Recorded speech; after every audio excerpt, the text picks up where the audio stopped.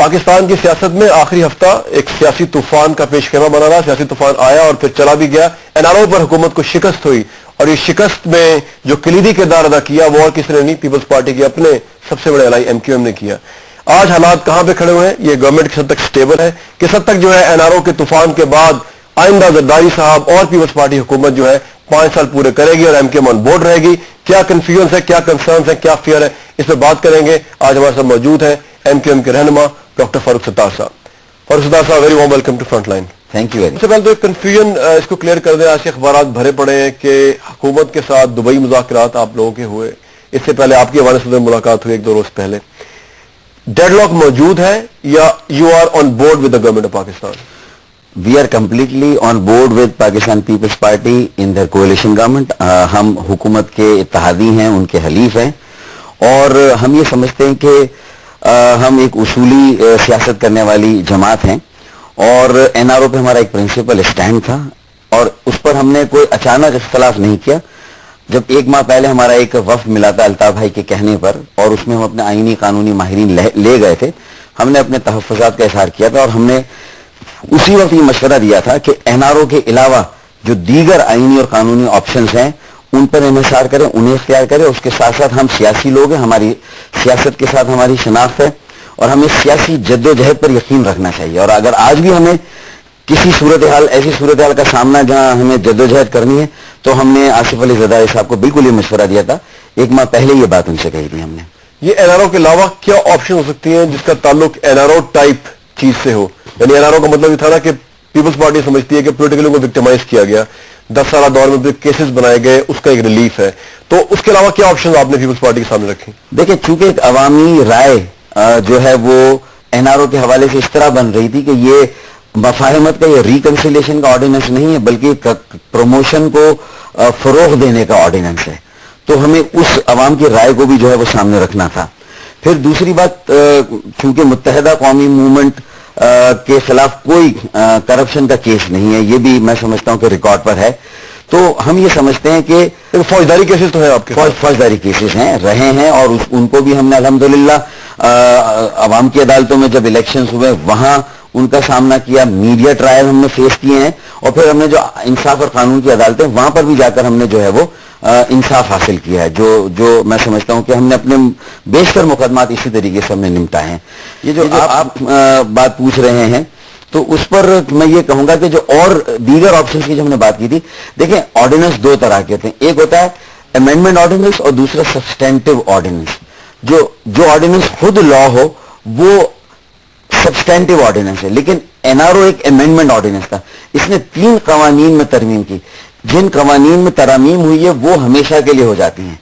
Ordinance 120 دن میں lapse ہو جاتا ہے. تو ہمارے خیال میں جو فوجداری قانون میں, پولیٹیکل پارٹیز ریپرزنٹیشن ایکٹ میں اور نیب آرڈیننس میں NRO نے جو ترمیم کی تھی وہ آج بھی موجود ہے. اور اس بنیاد پہ سپریم کورٹ کے 31 جولائی کے فیصلے سے اگر پیپلز پارٹی اور ان کی لیڈرشپ پہ اس کے اثرات آ رہے تھے اور کیسز ریوائیو ہو رہے ہیں, تو انہیں چاہیے کہ وہ ریویو پٹیشن جو ہے وہ داخل کر سکتے ہیں. اور اس کے علاوہ ریویو پٹیشن آپ کہہ رہے ہیں 31 جولائی کا ڈیسیژن جو ہے اس پر سپریم کورٹ کی توجہ اس جانب مبذول کریں کہ یہ امینڈمنٹ آرڈیننس ہے, یہ سبسٹینٹیو آرڈیننس نہیں ہے.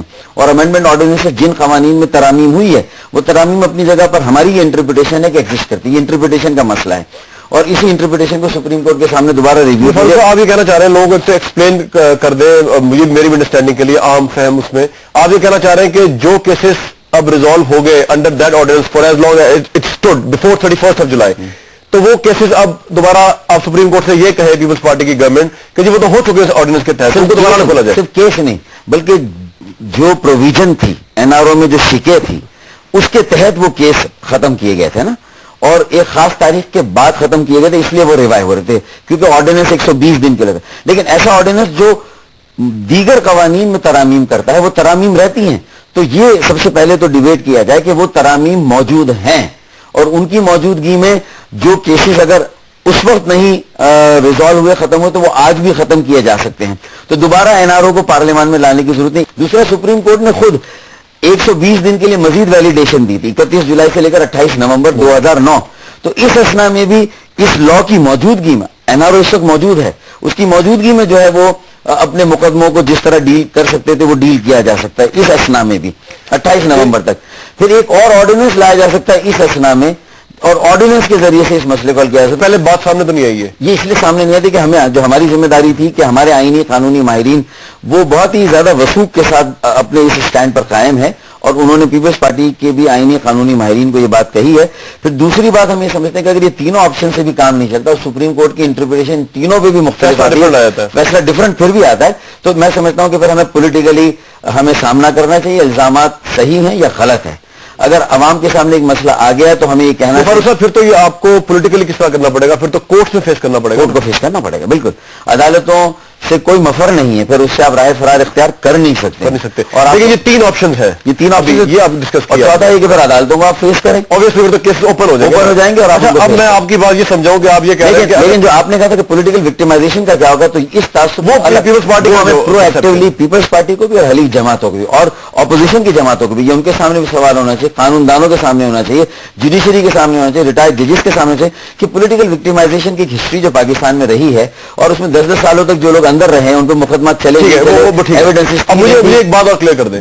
اب کہنے کا مقصد یہ ہوا کہ یہ آپ کا اعتراض یہ تھا جو کہ لاجیکل اعتراض ہے سیاسی لحاظ سے اور قانونی لحاظ سے کہ یہ ایک ایسا آرڈیننس اگر آپ اس کو قانون پارلیمنٹ کا امینڈمنٹ کا حصہ بنائیں گے تو اس کا مطلب آرٹیکل 25 جو کہ بنیادی رائٹس کی بات کرتا ہے کہ ہر کرمنل جو ہے پھر وہ کہے گا جی وہ آپ اس کے خلاف ہے. لیکن آپ یہ ضرور کہہ رہے ہیں کہ آپ کے یا پیپلز پارٹی دوسرے ٹیکنوکریٹ بھی اس میں وکٹمائز ہوئے جو 10 سال آئے ہیں ان کے کیسز کو ختم کیا جائے, عدالت سے کہہ دیا جائے کہ جی ایک اصولی بات ہے اس کے لیے جوڈیشری گائیڈ کرے.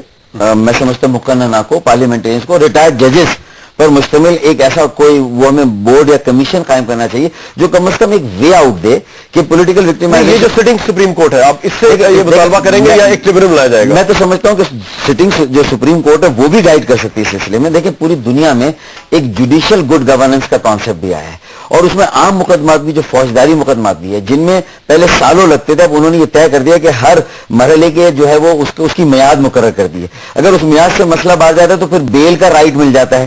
پہلی بات تو یہ کہ ایکیوز کو, اور پھر اس کے بعد اگر اس سے زیادہ جو ہے وہ اس کی اگر میعاد چلی جائے تو پھر وہ کیس جو ہے وہ اپنی وہ سینکٹیٹی لوز کر دیتا ہے, پھر وہ وکٹمائزیشن کے زمرے میں. تو فاروق صاحب لاسٹ سوال اس تمام اس کے بعد تاکہ بالکل کلیئر ہو جائے کہ آپ نے پیپلز پارٹی کو بھی مشورہ دیا ہے کہ وہ تمام کیسز جن میں ایم کیو ایم پیپلز پارٹی دوسرے لوگ شامل ہیں وہ آلریڈی جو اویل کر چکے ایڈوانٹیج اسی کو سمجھا جائے کہ یہ ٹھیک ہے, اس کو عدالت کے سامنے اٹھایا جائے, اس پہ ترمیم نہ کی جائے. بالکل مزید اس میں کسی آرڈیننس کو لانے کی ضرورت ہی نہیں ہے آلریڈی. تو یہ کب سے پرسوٹ کر رہے ہیں پیپلز پارٹی والے میں؟ تو ایک ماہ پہلے ہماری ملاقات ہوئی تھی, ایک ڈیلیگیشن کی, الطاف بھائی کی, آصف علی زرداری صاحب سے بات ہوئی تھی. پھر ہم اپنے قانونی آئینی ماہرین کو لے کر تو مانا نہیں کیونکہ اب کب لے کے آ رہے ہیں, فیوچر آپ کا کیا ہے؟ نہیں اب اس کے بعد جب بھی ان کی طرف سے کوئی سپریم کورٹ میں جائیں گے آپ؟ ہم نے تو کہا کہ ہمارے آئینی قانونی ماہرین آپ کے آئینی قانونی ماہرین کے ساتھ بیٹھ کے تینوں آپشنز کو ورک آؤٹ کرے اور مل کے جو کرنا اس میں ہم آپ کا ساتھ دینے کے لیے تیار ہیں. تو اس میں اگر آپ اگر اپوزیشن نے اس پہ شور مچایا پی ایم ایل این نے یا پی ایم ایل کیو نے اور انہوں نے کہا کہ جی اس پہ ریلیف ملنا ہی نہیں چاہیے, تو پھر آپ کیا کریں گے؟ دیکھیں پھر ان کا حق نہیں, پھر تو سپریم کورٹ کی دوبارہ انٹرپریٹیشن کے لیے وہ ان سے توجہ ان کی مبذول کرائی جا رہی ہے, نئے نکات اٹھائے جا رہے ہیں سپریم کورٹ کے سامنے. اگر نئے نکات آئیں گے تو ہو سکتا ہے کہ وہ اپنے اس فیصلے کو ریویو کرے. تو فاروق صدر صاحب اس حد تک تو آپ پھر پیپلز پارٹی کی سوچ کے قریب پا جاتے ہیں نا کہ یہ جو کیسز تھے ٹھیک ہے ترمیم تو نہیں ہونی چاہیے جس پہ آپ نے مخالفت کی, لیکن کیسز پولیٹیکلی موٹیویٹڈ تھے اور ان پہ جو ریلیف مل چکا ہے کورٹ کی طرف سے, چاہے وہ ڈوگر صاحب کے دور میں ریلیف ملا ہو یا کس دور میں ملا ہو, آفٹر دین آر وہ قائم رہنا چاہیے ریلیف, کیونکہ پولیٹیکل وکٹمائزیشن ہوئی تھی. دیکھیں میں تو یہ سمجھتا ہوں کہ پولیٹیکل وکٹمائزیشن کا اعتراف تو اس وقت کی جو حکومتی جماعت آپ بھی کرتے ہیں, پی ایم ایل این نے بھی کہا ہے, سیف الرحمان نے آصف علی زرداری صاحب سے آ کے معافی مانگی اور یہ بات ہوئی. پھر چارٹر آف ڈیموکریسی میں اسی لیے تو طے کیا گیا تھا کہ آئندہ ہم الزام اور جوابی الزامات کی سیاست کا خاتمہ کریں گے, ہم انتقامی سیاست کا خاتمہ کریں گے, ایک دوسرے پر جھوٹے مقدمات نہیں بنائیں گے, فوج کو مداخلت کی دعوت نہیں دیں گے. یہ تو سب نے اعتراف کیا ہوا ہے, سی او ڈی میں خاص طور پہ بڑی جماعتوں نے اعتراف کیا ہوا ہے اس کا. تو یہ باتیں تو ریکارڈ کا حصہ ہے. تو میں سمجھتا ہوں کہ جب یہ ساری چیزیں ہیں کہ اگر بیشتر کیسز پولیٹیکل وکٹمائزیشن کا نتیجہ تھے تو اس میں تو اپوزیشن کی بڑی جماعت کو بھی کوئی رائے دینی چاہیے کہ پھر ایسی سچویشن کا کیا ان کے پاس رسپانس ہے یا کیا سولوشن ہے.